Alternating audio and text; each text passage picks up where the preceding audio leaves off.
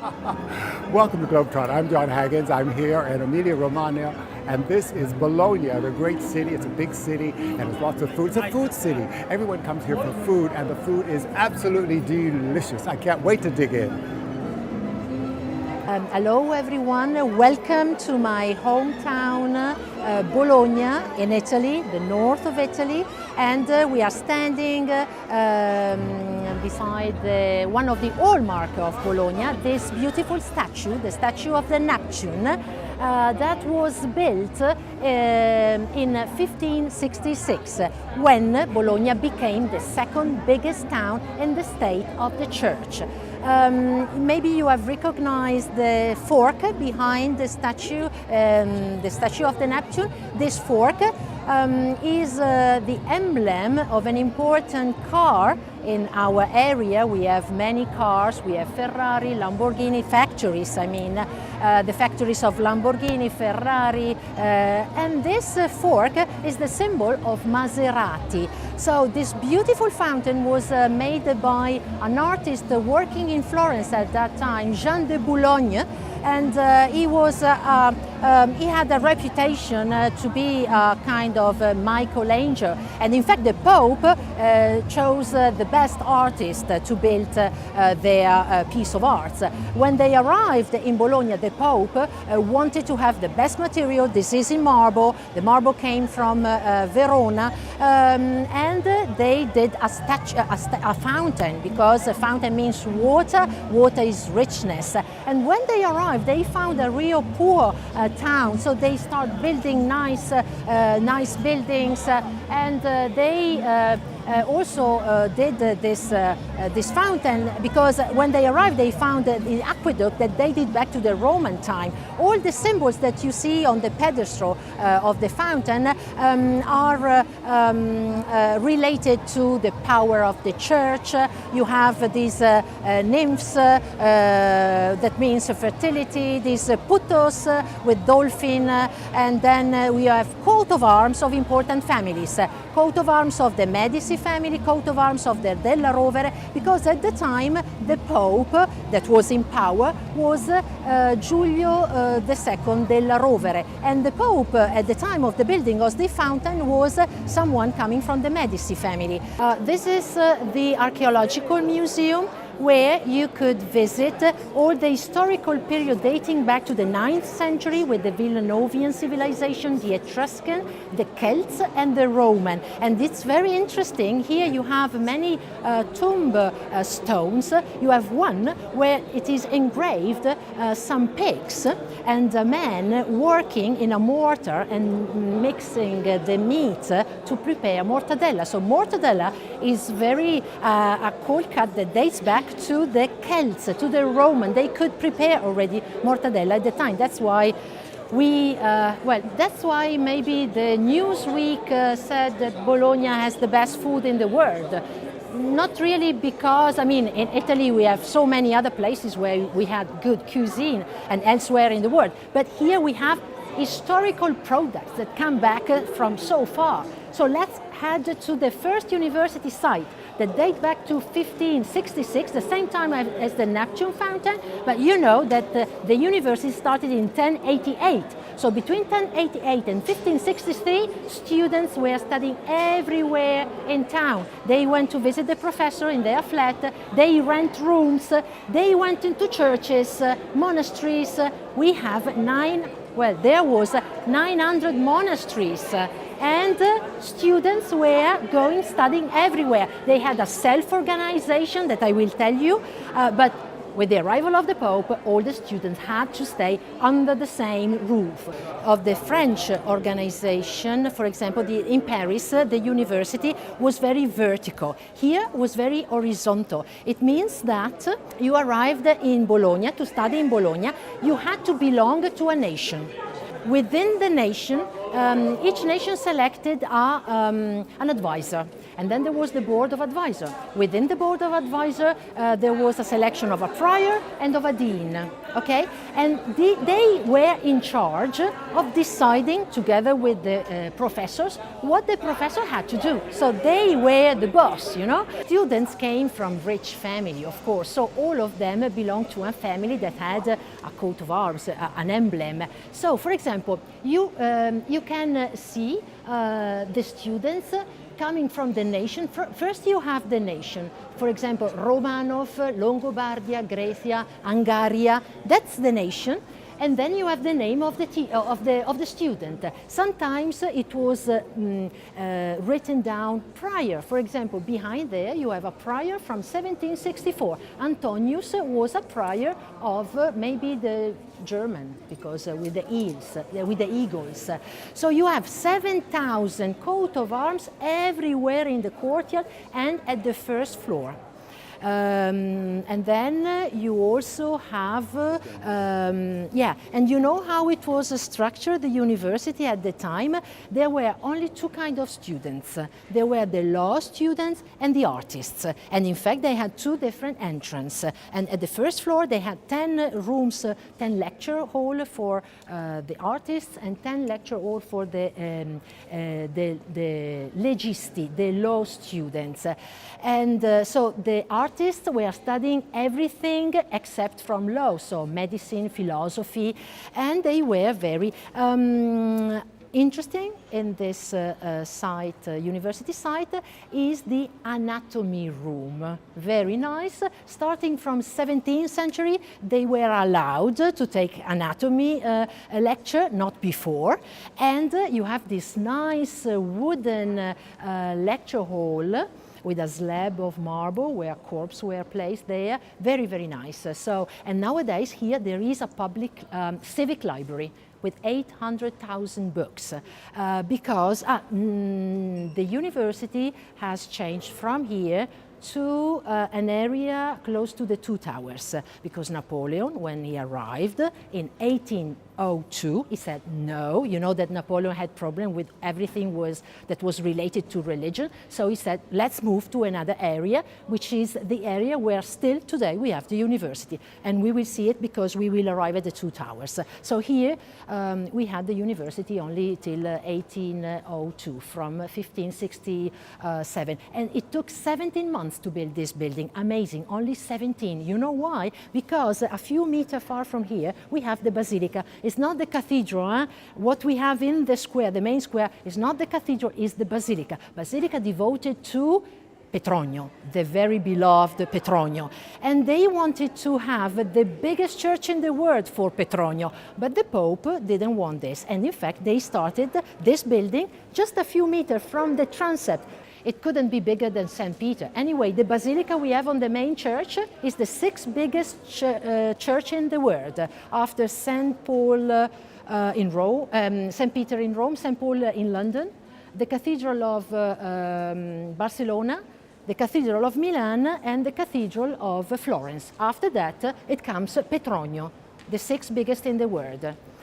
So we are in this very nice square, which is devoted to the first Christian martyr, Santo Stefano.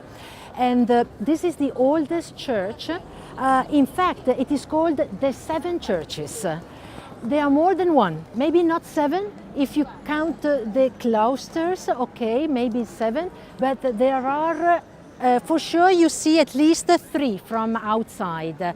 We have the first one with a pulpit, and by the way, here were standing professors and students.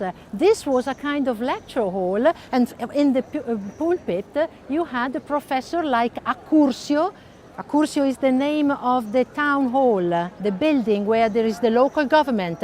And the property of that building was of a family that gave professors to the town. Professors are everywhere, are the stars.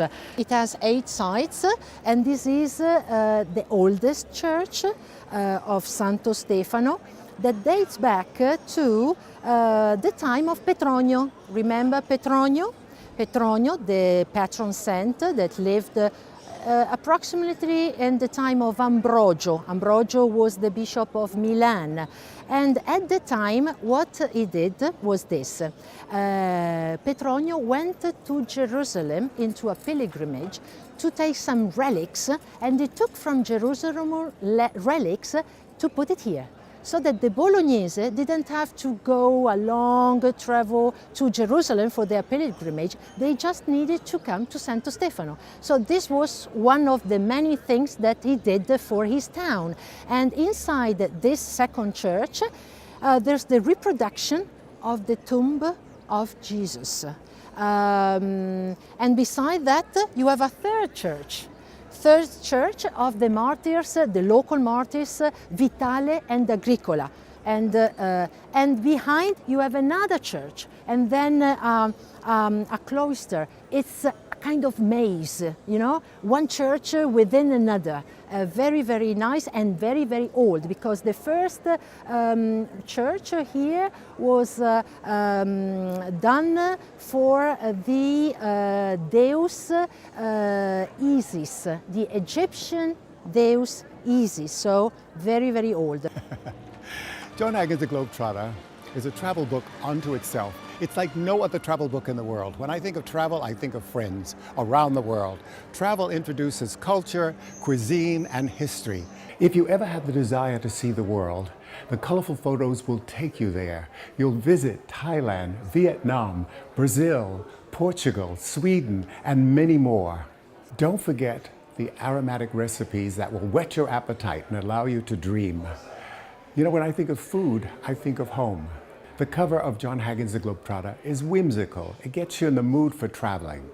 Remember, my world is your world. So get up, get out, and travel! This is what we know today as Food District, where we will go after the 2 towers. And all the streets are named after different guilds. So there are the jewelry guilds, the notary guilds, the fishmonger guilds. So all this, it is stayed because it's the food district. And this was also the courthouse. In case of problems between commerce and the business, they could solve and in fact you have the figure of justice with the scale in the niche between always Ambrogio and Petronio. Petronio has always the model of Bologna on his hand. You see, Bologna with the towers, because now we are going to the 2 towers. Tower is also a monument typical of medieval. Here we had almost 100 towers. Nowadays we have 20. And this is one of the most beautiful street of Bologna. Here you read the Strada Maggiore, but in fact it's the Via Emilia. But they name it Strada Maggiore. It means that the first approach to Bologna was this. The food district is fascinating. Everything is fresh. My name is Davide Simoni, okay? And my family, we are involved in meat and processing and food in this city since 1919. It was my grandmother. We come originally from a town in between Modena and Bologna that is called Castelfranco Emilia. That's the town where the tortellino was invented. If you go in the main place, there's a statue of a man looking, and this was one of my uncle. You know the legend of the tortellino. There's the jelly bean of Venus. This beautiful woman comes to a restaurant. The owner is the chef, and they have 2 rooms up. So she takes a room, and then he goes and he looks through, and she's naked, and she sees she's Venus. So she goes into the kitchen and she makes the belly bean of Venus, the tortellino. Okay? So we come from this town, and my grandmother, actually she bore in the place, she bore in the restaurant. Yes? So what happened? They moved to Bologna. She was a chef, and my uncle, my father, and my auntie, this is my father in the 1960, they started making pasta and then making salumi.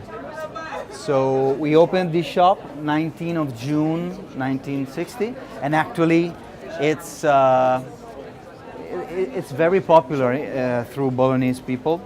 Now, if you come next year, you will see here and up. We make mortadella here, so you will see the process. It's my sister. She's making with me. She's a chemistry. I'm a butcher, simple butcher.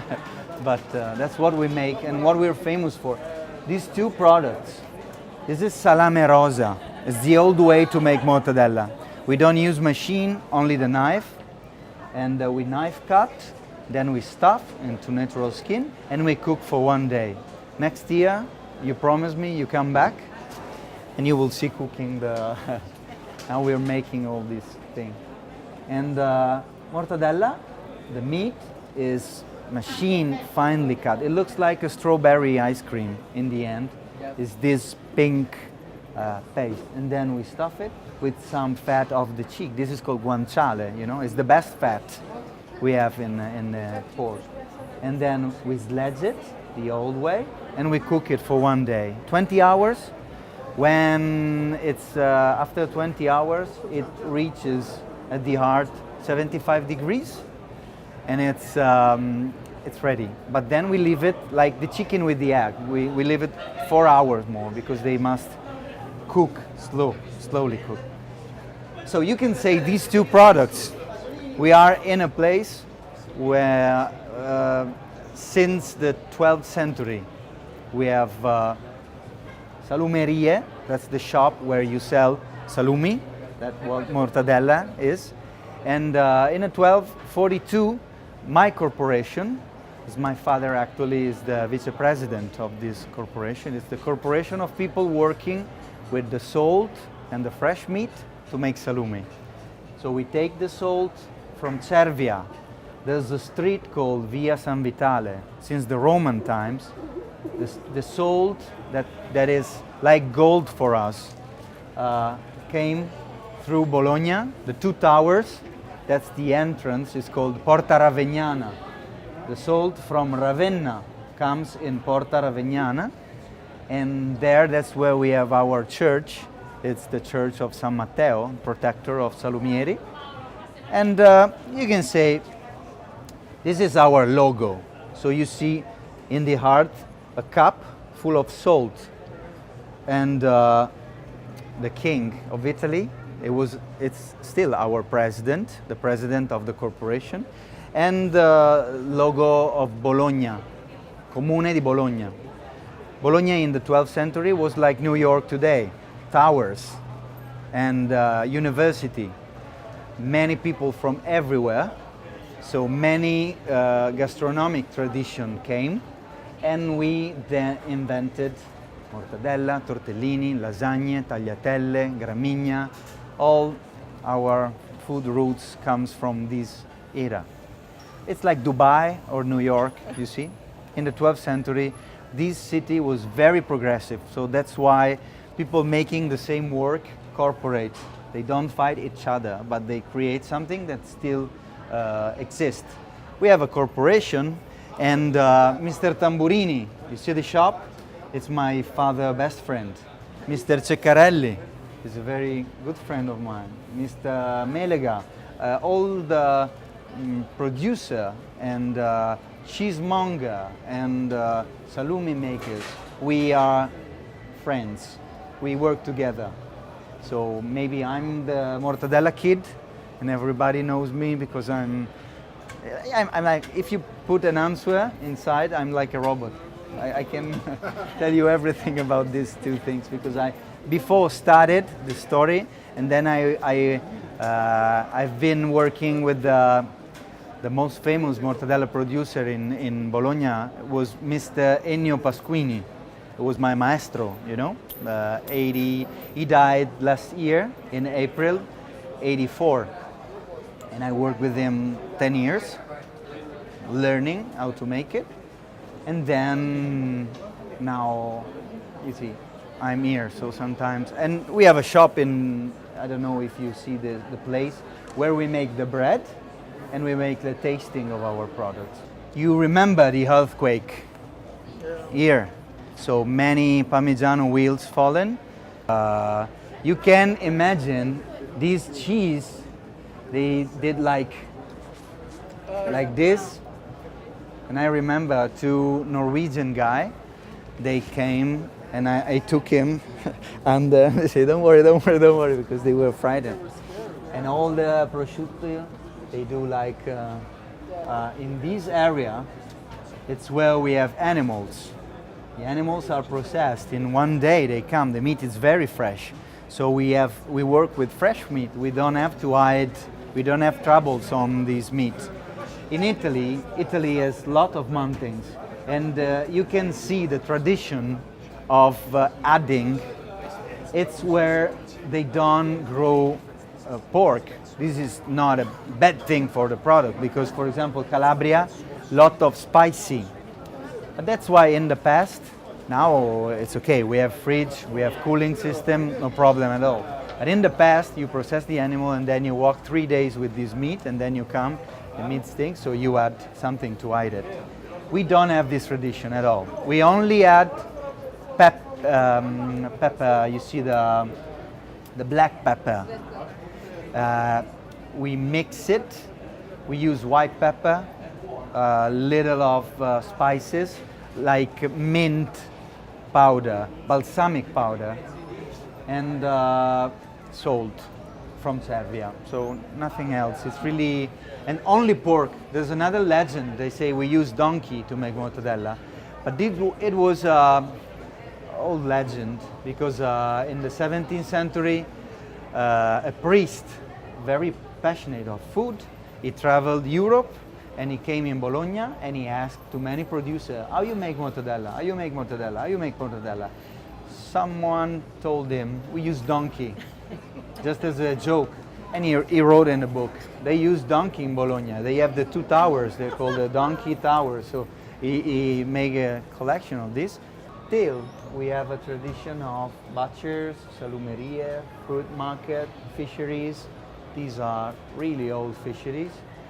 And people of Bologna, still that Bologna is not such a touristic, we don't have a touristic mentality because we are used to welcome people from everywhere in the world, what we call la spesa. They come and buy every day. And that's why a shop like this can resist.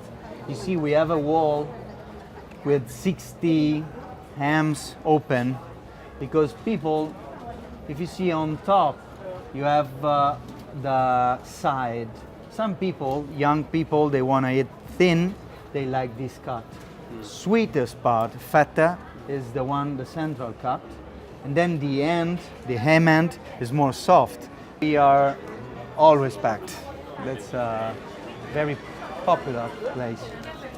And we are credited.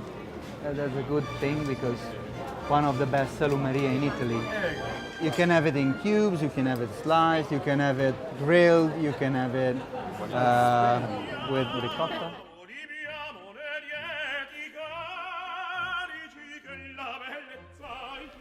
Salami shops are everywhere selling the best cold cuts.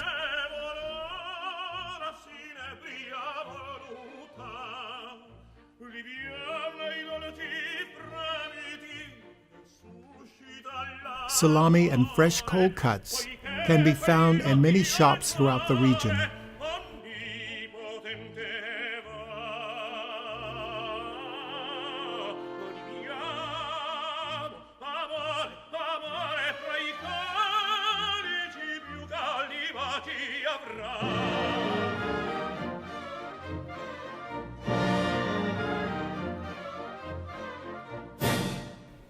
I'm shopping for the best cold cuts.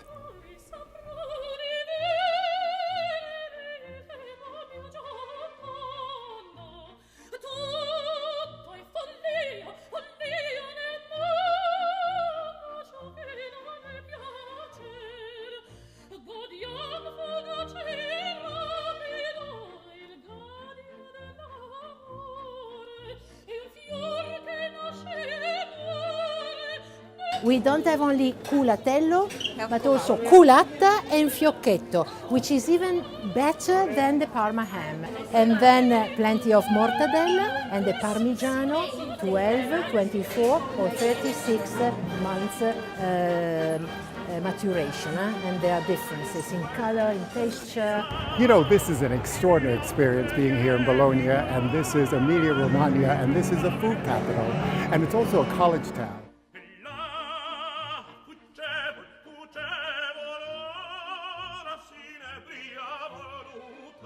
This region has so many boutique hotels.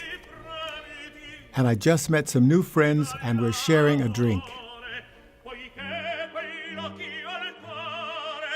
Buongiorno, mi chiamo Natalia Maramotti, sono presidente della destinazione turistica Emilia, un'area vasta che occupa la parte ovest della regione Emilia-Romagna ed è aggregata intorno alle città di Piacenza, Parma e Reggio Emilia. Good morning to you all. My name is Natalia Maramotti. I am the president of the tourist destination Emilia. By Emilia, I'm talking about an area which is the western part of the Emilia-Romagna region, covering the province of Parma, Piacenza, Modena and Reggio Emilia. La destinazione turistica Emilia è parte della Food Valley che è rappresentata da tutta la nostra regione, la regione Emilia-Romagna. Tourist destination Emilia is a part of the Food Valley, which is along the Via Emilia, all the part of our region. The entire region is called Emilia-Romagna.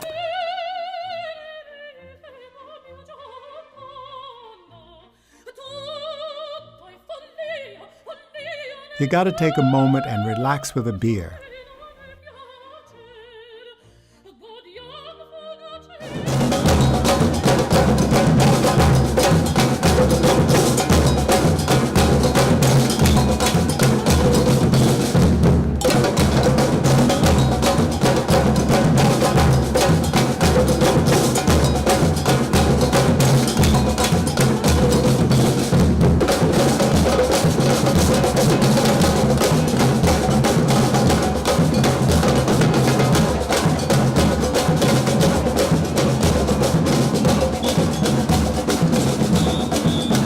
Bologna is a Roman city.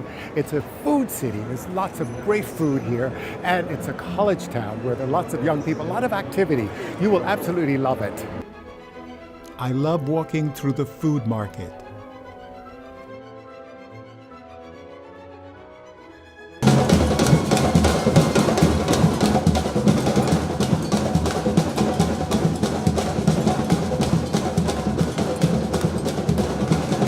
Look forward to seeing you next week at another colorful destination.